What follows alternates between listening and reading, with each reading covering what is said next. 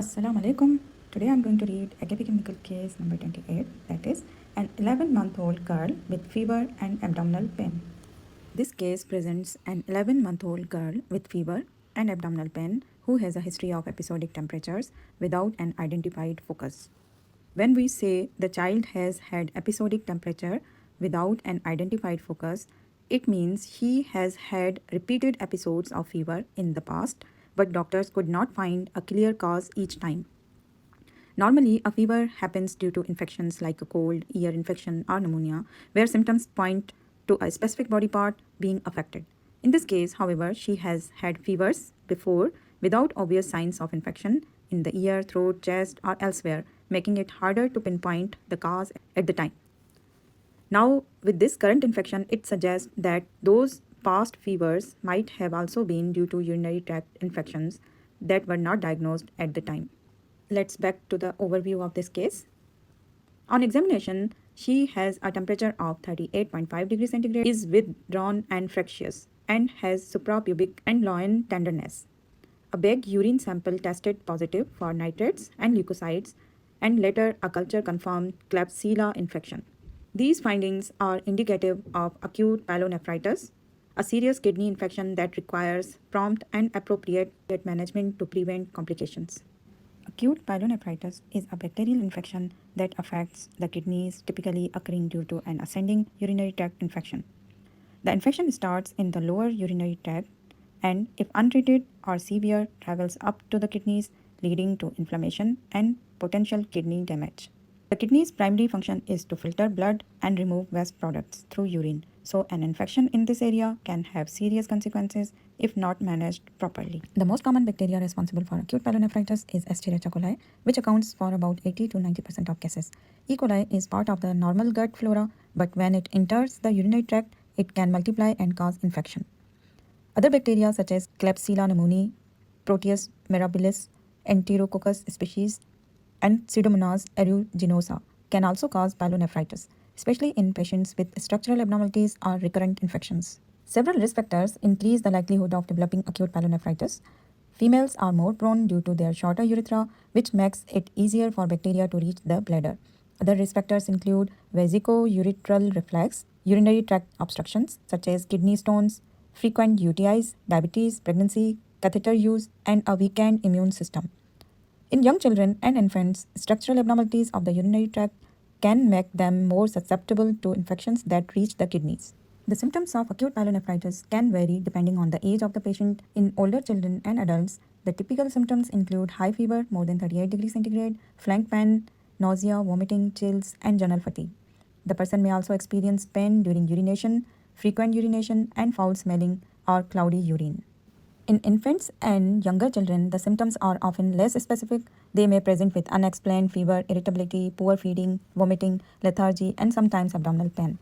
Infants may also show signs of jaundice in some cases because young children cannot describe their symptoms well. Any fever without an obvious cause should prompt an evaluation for a urinary tract infection, particularly in children under 2 years old. To diagnose acute pyelonephritis, urine testing is essential. A urine dipstick test can quickly check for signs of infection, such as nitrites produced by bacteria and leukocytes, white blood cells indicating inflammation. However, a dipstick test alone is not enough to confirm the diagnosis, so a urine culture is necessary to identify the specific bacteria causing the infection and determine the most effective antibiotic treatment. In infants and young children, a bag urine sample is not reliable for culture because of high risk of contamination. Instead, a clean catch sample, catheter sample, or suprapubic aspiration is used to collect a sterile urine sample. Blood tests include full blood count to check for increased white blood cells and C-reactive protein to assess inflammation. May also be done, especially if the child is very unwell. In cases where sepsis is suspected, blood cultures are required. Imaging studies are sometimes needed, particularly in cases of atypical UTI, such as infections caused by non-E. coli organisms, severe illness, or poor response to antibiotics, or recurrent UTIs defined as more than one episode of upper UTI or more than 2 episodes of lower UTI.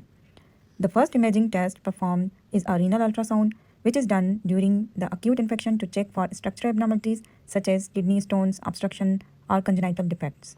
For children between 6 months and 3 years of age who have atypical or recurrent UTIs, a DIMSA scan is performed 4 to 6 months after the infection to assess for renal scarring, which can lead to long-term complications such as hypertension and chronic kidney disease.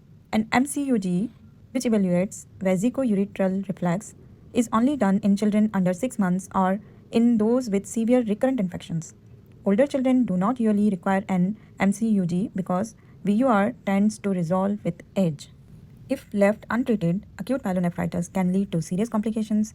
Renal scarring is a major concern as it can cause long-term kidney dysfunction, high blood pressure, and an increased risk of chronic kidney disease. In some cases, the infection can spread into bloodstream, causing urosepsis, which is life-threatening and requires urgent medical attention. Other complications include the development of renal abscess or kidney failure, although these are rare with prompt treatment. Treatment for acute pyelonephritis depends on the age of the patient and the severity of the infection. In infants under 3 months old or in children who are severely ill, intravenous antibiotics are required because oral antibiotics may not be absorbed well or may not act quickly enough to prevent complications. IV antibiotics such as cefotaxime, ceftriaxone, or gentamicin are commonly used. If the child is older than 6 months, clinically stable, and able to tolerate oral medications, then a 7 to 10 days course of oral antibiotics such as cephalexin, coamoxiclav, or trimethoprim sulfamethoxazole is usually sufficient.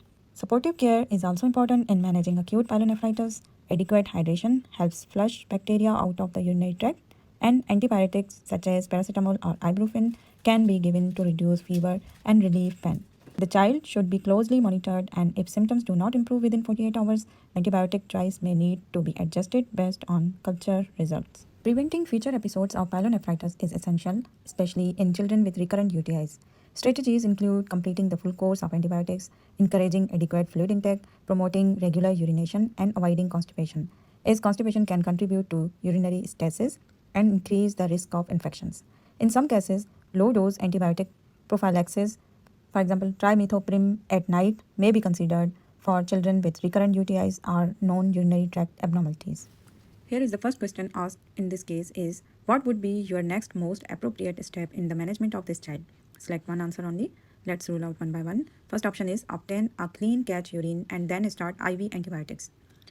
Clean catch is a better method than a bag sample but is still not as reliable as suprapubic aspiration. IV antibiotics are unnecessary unless the child is critically ill or younger than 3 months. So it's wrong. Next option is obtain a clean catch urine and then start oral antibiotics. While oral antibiotics are correct, a clean catch sample may still be contaminated. Next option is obtain a clean catch urine but await culture result before starting antibiotics. Delaying antibiotics can lead to worsening infection and an increased risk of kidney damage.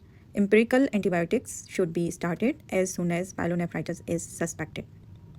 Next option is obtain a second urine sample by suprapubic aspiration, after which start IV antibiotics. IV antibiotics are not necessary in this child because she is stable and able to take oral antibiotics.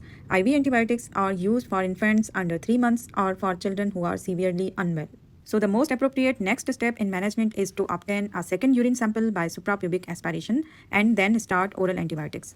Suprapubic aspiration is preferred over a repeat bag sample because it provides a sterile sample without contamination. Since she is over 6 months of age, clinically stable, and tolerating oral intake, oral antibiotics for 10 days are appropriate. If she were younger than 3 months, seriously unwell, or unable to take oral medications, IV antibiotics would be required instead.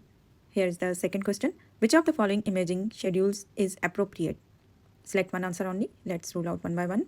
Number one option is no imaging in the acute period but renal tract ultrasound only within 6 weeks.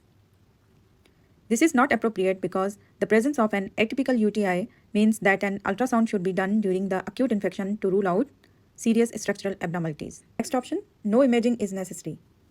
Imaging is crucial in this case because atypical UTIs require further investigation to detect underlying kidney or urinary tract problems. Next is renal tract ultrasound and MCUG within 6 weeks. An MCUG is not required in children over 6 months of age unless there is severe recurrent UTI or other specific concerns about urinary reflux or obstruction. Next is renal tract ultrasound scan during the acute infection if normal, no further investigations.